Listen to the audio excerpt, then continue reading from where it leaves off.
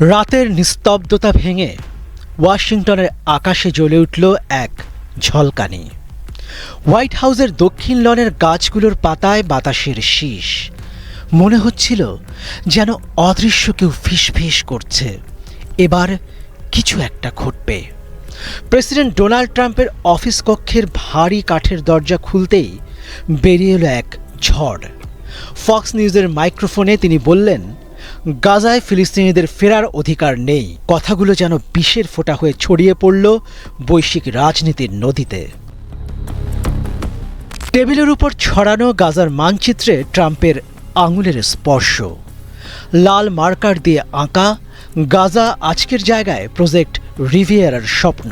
পর্দার আড়ালে নেতানিয়াহুর মুখে হালকা হাসি, কিন্তু দূর পূর্বে গাজার এক কামরার ছাদ ভেঙে পড়া বাড়িতে বসে এক ফিলিস্তিনি বিলাপ করছে, ওরা আমাদের বাড়ি কেড়ে নেবে।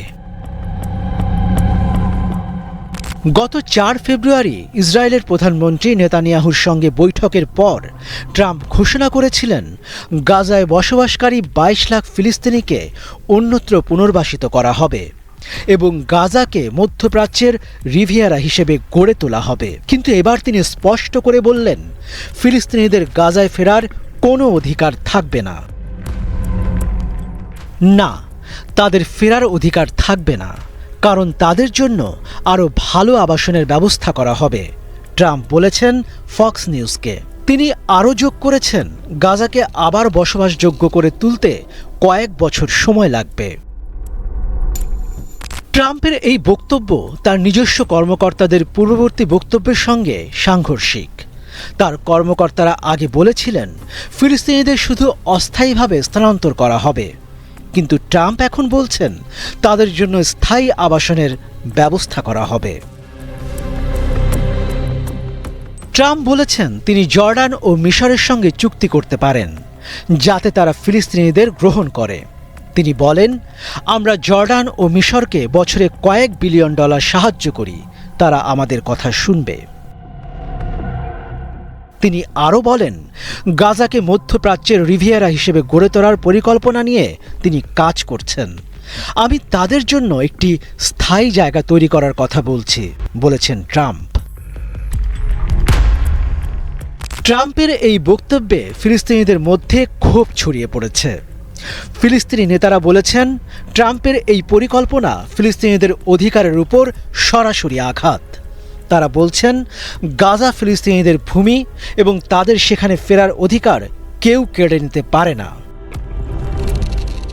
আন্তর্জাতিক সম্প্রদায়ও ট্রাম্পের এই বক্তব্য নিয়ে উদ্বেগ প্রকাশ করেছে। জাতিসংঘের একজন মুখপাত্র বলেছেন, ফিলিস্তিনিদের ফেরার অধিকার একটি মৌলিক অধিকার, যা কোনোভাবেই অস্বীকার করা যায় না। ট্রাম্পের এই পরিকল্পনা বাস্তবায়ন করা কতটা সম্ভব তা নিয়ে প্রশ্ন উঠেছে। বিশেষজ্ঞরা বলছেন, জর্ডান ও মিশর ফিলিস্তিনিদের গ্রহণ করতে রাজি হবে কিনা তা নিয়ে সন্দেহ আছে। এছাড়া গাজাকে মধ্যপ্রাচ্যের রিভিয়েরা হিসেবে গড়ে তোলার জন্য বিপুল পরিমাণ বিনিয়োগের প্রয়োজন হবে, যা যুক্তরাষ্ট্র একা করতে পারবে কিনা তা নিয়েও প্রশ্ন আছে। ট্রাম্পের এই বক্তব্য যেন এক নতুন বিতর্কের সূচনা করেছে। গাজা উপত্যকার ভবিষ্যৎ কি হবে, ফিলিস্তিনিদের ভাগ্যে কি অপেক্ষা করছে, এই প্রশ্নগুলো এখন বিশ্বজুড়ে আলোচনার কেন্দ্রবিন্দুতে। রাতের শেষ প্রহরে ওয়াশিংটনের আকাশে মেঘ জমেছে।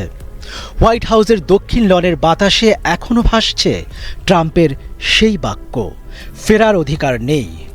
দূরের একটি জানালার পর্দা হঠাৎ করেই উঠছে, যেন অদৃশ্য কোনো হাত তা নাড়াচ্ছে।